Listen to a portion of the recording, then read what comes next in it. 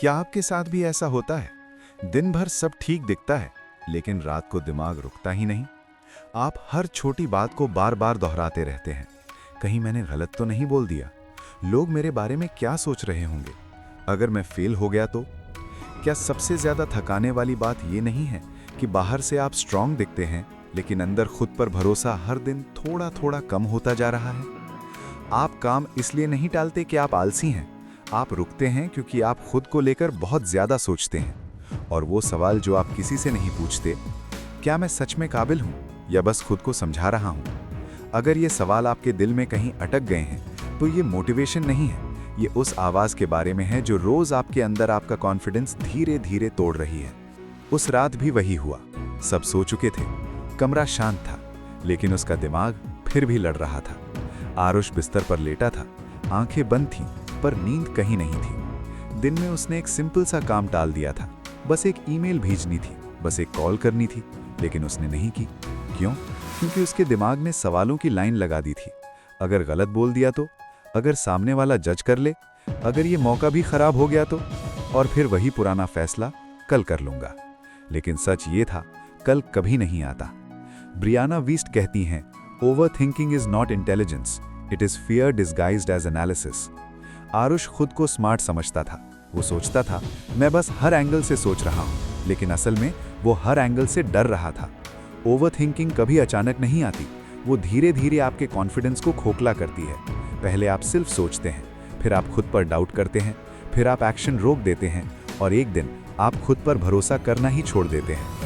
आरुष को याद आया, एक वक्त था जब वो बिना ज्यादा सोचे काम कर देता था, गलतियां करता था, सीखता था।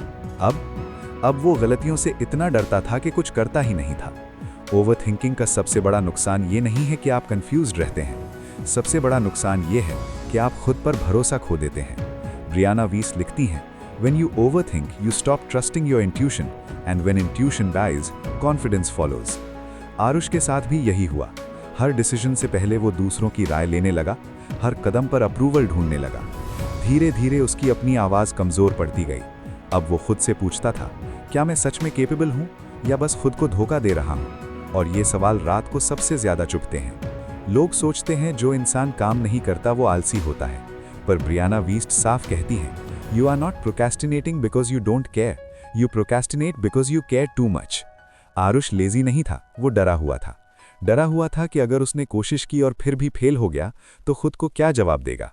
इसलिए उसने कोशिश ही रोक दी। और यही जगह है जहां कॉन्फिडेंस मरने लगता है। एक सुबह आरुष ऑफिस के लिए तैयार हो रहा था। आईने में उसने खुद को देखा। चेहरा वही था, कपड़े वही थे, पर आंखों में कुछ मिसिंग था, भरोसा। वो खुद से नजर नहीं मिला पाया, क्योंकि अंदर कहीं उसे लगने लगा था कि वो कम है। और ये फीलिंग किसी एक फेलियर से नहीं आती, ये आती है लगातार ओवरथिंकिंग से। ब्रियाना वीस्ट कहती हैं, the mountain you are trying to climb is not outside of you, it is the resistance within you. Aarush को ये बात धीरे धीरे समझ आई। उसकी जिंदगी में प्रॉब्लम बाहर नहीं थी, जॉब थी, स्किल्स थी, अपॉर्चुनिटीज थी, लेकिन वो खुद का रास्ता रोक रहा था। हर बार जब उसे आगे बढ़ना होता, उसका दिमाग उसे पीछे खींच लेता। ओवरथिंकिंग का लूप। आप सोचते हैं, आप डरते हैं, आप रुकते हैं, आप खुद को दोष देते हैं, कॉन्फिडेंस गिरता है, फिर और ज्यादा सोचते हैं। ये लूप तब तक चलता रहता है जब तक आप उसे तोड़ते नहीं। ब्रियाना वीस्ट लिखती हैं, confidence is not built by thinking, it is built by surviving what you thought you couldn't. Aarush ने एक छोटा फैसला लिया, कोई बड़ा गोल नहीं, कोई परफेक्ट प्लान नहीं, बस एक छोटा एक्शन। उसने वही ईमेल भेज दी जिसे वो हफ्तों से टाल रहा था। दिल तेज धड़क रहा था, हाथ कांप रहे थे, लेकिन वो जिंदा था और दुनिया खत्म नहीं हुई। कॉन्फिडेंस अचानक नहीं लौटता, वो धीरे धीरे बनता है। हर उस बार जब आप डर के बावजूद कुछ करते हैं, हर उस बार जब आप ओवरथिंकिंग को पूरी तरह जीतने नहीं देते। आरुष हर दिन एक छोटा अनकंफर्टेबल काम करना शुरू किया, छोटा पर लगातार। ब्रियाना वीस्ट साफ कहती हैं, you don't eliminate fear, you build a life where fear doesn't control you. Aarush अब भी सोचता था, पर अब वो वहीं नहीं रुकता था। वो जान गया था, हर सोच एक्शनेबल नहीं होती, कुछ सोचें बस शोर होती हैं। एक दिन आरुष को एहसास हुआ, वो अब खुद से डरता नहीं। वो परफेक्ट नहीं था, पर वो आगे बढ़ रहा था, और यही कॉन्फिडेंस है।